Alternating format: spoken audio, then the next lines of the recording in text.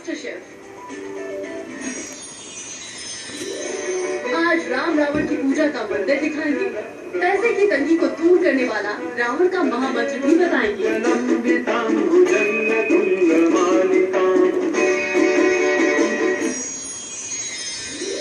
आज शो पर होगा रियलिटी का पूरा धमाल। इतना सब कुछ और कहां, सिर्फ यहाँ।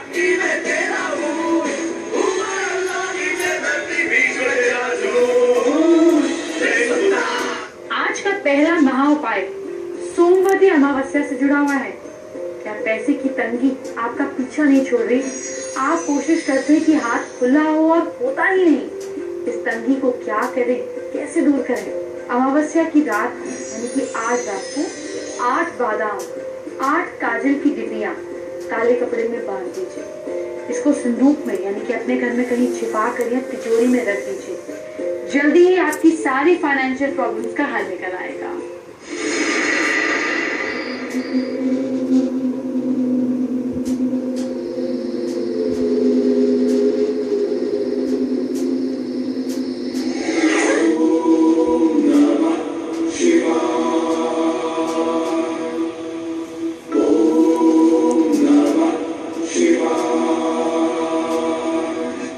अमावस की रात है।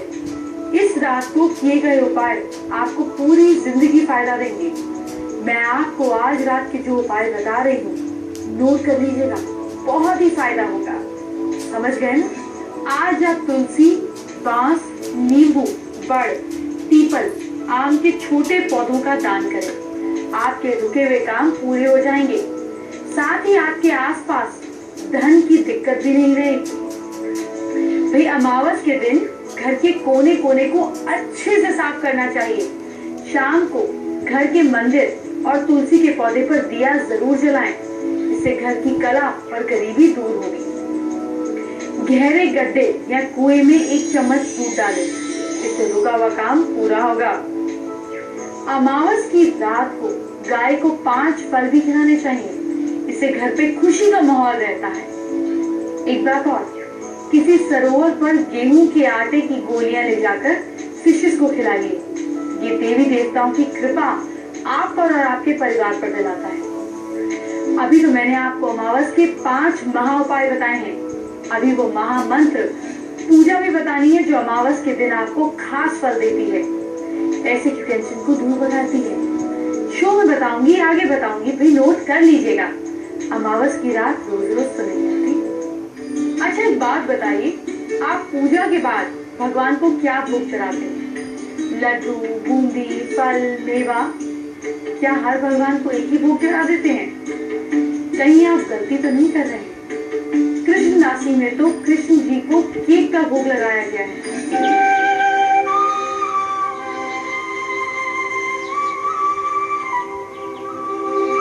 हर साल अपनी अरु के लिए केक बनाती थी आज के दिन।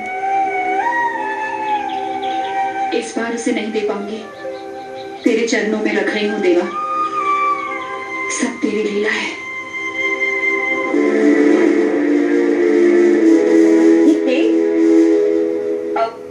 ये केक आपने भगवान को चढ़ाया है? वो एक्चुअली मैंने कभी ऐसा भोग देखा नहीं। देखिए, अगर आप भगवान को केक का भोग लगा रहे हैं, आपके मन का भाव है। बहुत सारे लोग ऐसा सोचते हैं कि जो हम खाएंगे वही खिलाएंगे, लेकिन एक बात आपको ध्यान से बताएं कि गलती से भी अंडे वाली चीज का भोग ना लगाएं, बस इसका ध्यान रखें।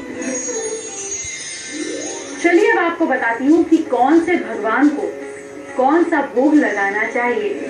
विघ्नहर्ता गणेश जी को मोदक या लड्डू का भोग लगाना चाहिए। गणेश जी को मोदक बहुत अच्छे लगते हैं। भगवान विष्णु को खीर और सूजी का हलवा बेहद पसंद होता है, इसलिए उन्हें इसी का भोग लगाना चाहिए। भगवान श्री कृष्ण को माखन मिश्री बहुत पसंद है। ऐसे में कृष्ण को प्रसन्न करने के लिए माखन और मिश्री का भोग लगाना चाहिए। शिव जी को भांग का भोग, भांग बहुत पसंद है। यही वजह है कि शिवरात्रि के दिन भोलेनाथ को भांग का भोग लगाकर प्रसाद के रूप में ग्रहण किया जाता है। अब जैसे कि माता अन्नपूर्णा, जिनका भी रेस्टोरेंट है, जो भी फूड बिजनेस में है, वो माता अन्नपूर्णा को भोग जरूर लगाया करें। और कैसी चीजों का लगाया करें? ग्रेन से बनी चीजें जैसे कि पायसम हो गया, खीर हो गई, इन्हें बेहद पसंद होती है। लक्ष्मी माँ को सफेद रंग से बनी हुई मिठाई बेहद पसंद है। लक्ष्मी माँ की कृपा पाने के लिए उन्हें सफेद रंग की मिठाइयाँ आप उनको भोग लगा सकते हैं। घर की बनी चावल की खीर का भी भोग लगाइए। अब मुझे यकीन है कि आप भगवान को सही तरीके का भोग लगाएंगे, लेकिन मुझे ऐसे लगता है कि आपके मन में ये सवाल भी आता होगा कि जिन्होंने ब्रह्मांड की रचना करी उन्हें किस बात की कमी होगी, उन्हें भोग लगाकर प्रसन्न क्यों किया जाता है, भोग आखिर लगाया क्यों जाता है, इसकी वजह क्या है, बताती हूँ।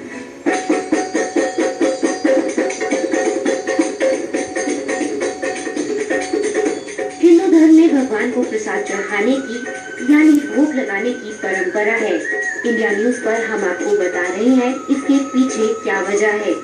श्रीमद् भागवत गीता में भगवान श्री कृष्ण कहते हैं, जो कोई भक्त मुझे प्रेम पूर्वक फूल, फल, अन्न, जल आदि अर्पण करता है उसे मैं सगुण प्रकट होकर ग्रहण करता हूँ।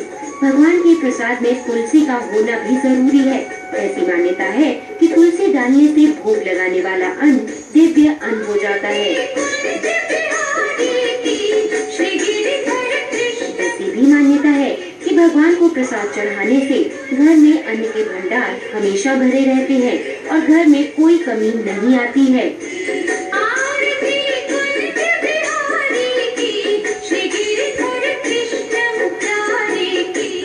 अब जानिए आज का दूसरा महा उपाय। आपको क्या करना है, सोमवती अमावस्या से जुड़ा हुआ उपाय है। क्या अनहोनी का डर आपको सताता है, हर समय आपको डर लगा रहता है, तो अमावस्या के दिन, आज के दिन ब्लैक डॉग को कड़वे तेल लगाकर रोटी खिलाइए। इससे ना सिर्फ दुश्मन शांत होंगे बल्कि किसी भी अनहोनी से आपको भगवान बचाएगा। अगर डॉग खाली रोटी और तेल नहीं खाएगा तो उसमें दूध ऐड कर सकते हैं। आपकी समस्याओं से जुड़े ढेर सारे वीडियोस मुझे मिल रहे हैं। मेरे एक दर्शक ने अपने 8 साल के बेटे शिवा और उसकी हैंडराइटिंग का वीडियो भेजा है। जैसे आपने बताया ही है कि शिवा का पढ़ाई में मन नहीं लगता, तो इसलिए बच्चे की हैंडराइटिंग देखकर आपको बार बार समझा रही हूँ, ओ में लूप है, बच्चे की काउंसलिंग जरूर कीजिए।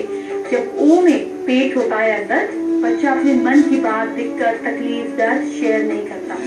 सोते समय सूरज ढलने के बाद बच्चे से आधा पौना घंटा डिस्कशन करें। आपका बच्चा बेटर होता जाएगा और उसको बोलिए सिंपल ओ लिखना शुरू करे।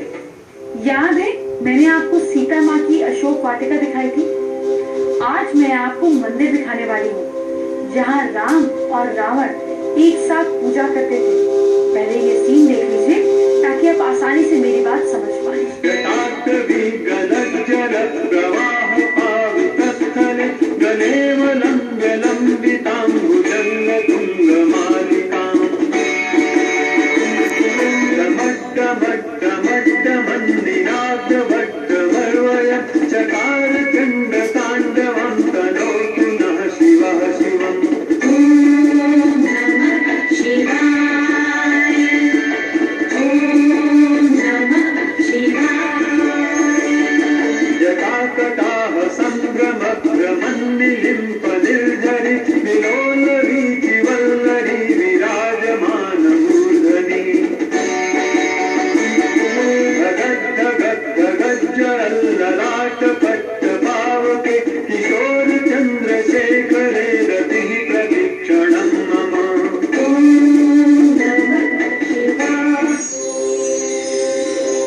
जगह देख लेते हैं जहाँ राम जी और रावण एक साथ पूजा करते थे।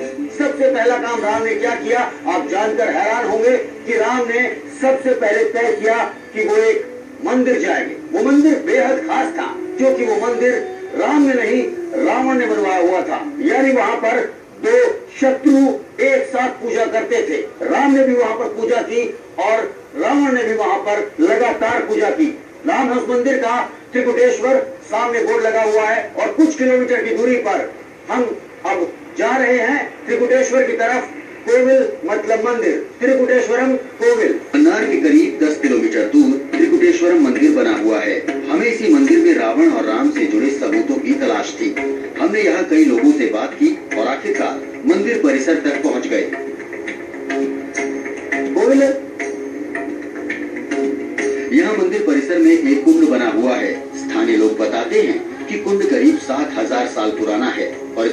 रावण मंदिर के साथ ही किया गया था। स्थानीय लोगों में ऐसी मान्यता है कि इस कुंड में लंकेश्वर बलि दिया करता था। हालांकि रावण का शुरू किया गया रिवाज अब भी यहाँ जारी है, लेकिन बलि के प्रतीक के तौर पर अब इंसान का सिर नहीं बल्कि नारियल की बलि चढ़ाई जाती है।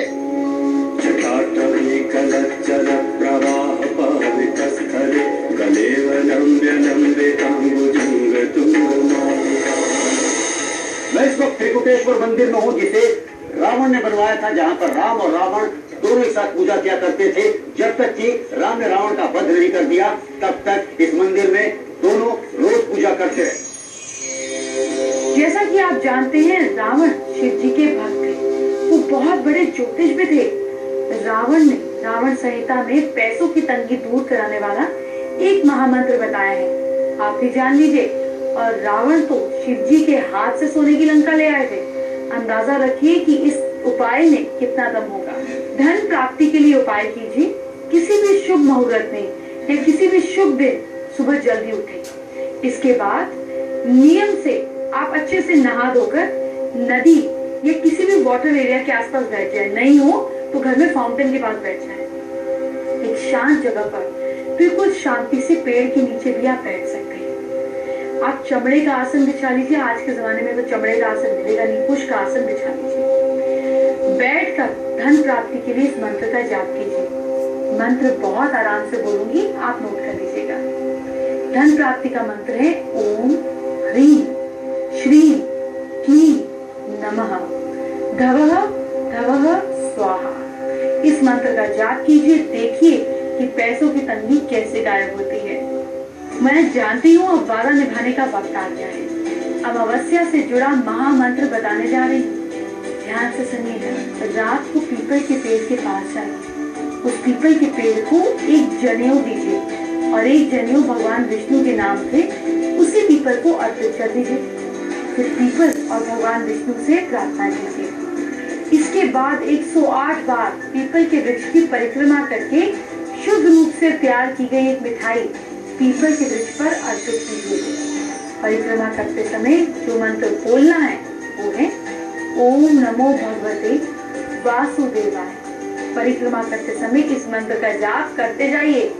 108 परिक्रमा पूरी होने के बाद पीपल और भगवान विष्णु से प्रार्थना करते हुए अपने हाथों से जितनी भी अनजाने में गलतियां हुई हैं उसकी माफी मांगिए।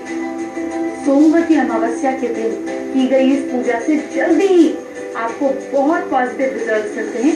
आपकी हर प्रॉब्लम जो धारणा मन में होती है वो पूरी होती है। मेरा काम सिर्फ आपको उपाय बताना ही नहीं है, हर चीज का साइंटिफिक रीजन तक आपके पास पहुंचाना है ताकि आप अपडेटेड रहें। अमावस्या का साइंटिफिक रीजन क्या है ये भी तो जानिए। अमावस्या पंचांग के हिसाब से महीने की 30वीं और कृष्ण पक्ष की अंतिम तिथि है। हर महीने की अमावस्या को कोई न कोई पर्व अवश्य मनाया जाता है।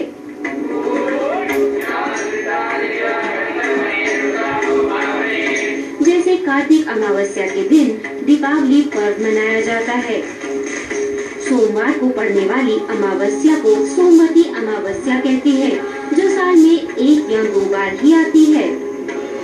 शादीशुदा औरतें इस दिन अपने पतियों की लंबी उम्र के लिए व्रत भी रखती हैं। इस दिन विवाहित स्त्रियों द्वारा पीपल के पेड़ की दूध, जल, पुष्प, अक्षत, चंदन इत्यादि से पूजा और वृक्ष के चारों ओर 107 बार धागा लपेटकर परिक्रमा करने का विधान होता है।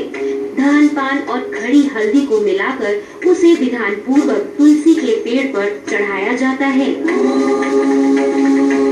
इस दिन पवित्र नदियों में स्नान का भी विशेष महत्व समझा जाता है। कहा जाता है इस दिन पवित्र नदियों में स्नान करने वाला मनुष्य समृद्ध, स्वस्थ और सभी दुखों से मुक्त होता है। ऐसा भी माना जाता है कि स्नान करने से पितरों की आत्माओं को शांति मिलती है।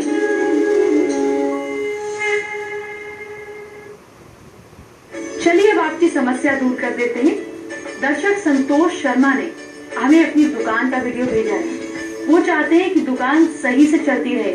चलिए उनकी समस्या का समाधान करते हैं। देखिए संतोष जी, आप जब अपनी दुकान में बैठते हैं तो जो अलमारी है जहाँ पर आप पैसे रखते हैं उसकी तरफ पीठ करके बैठते हैं।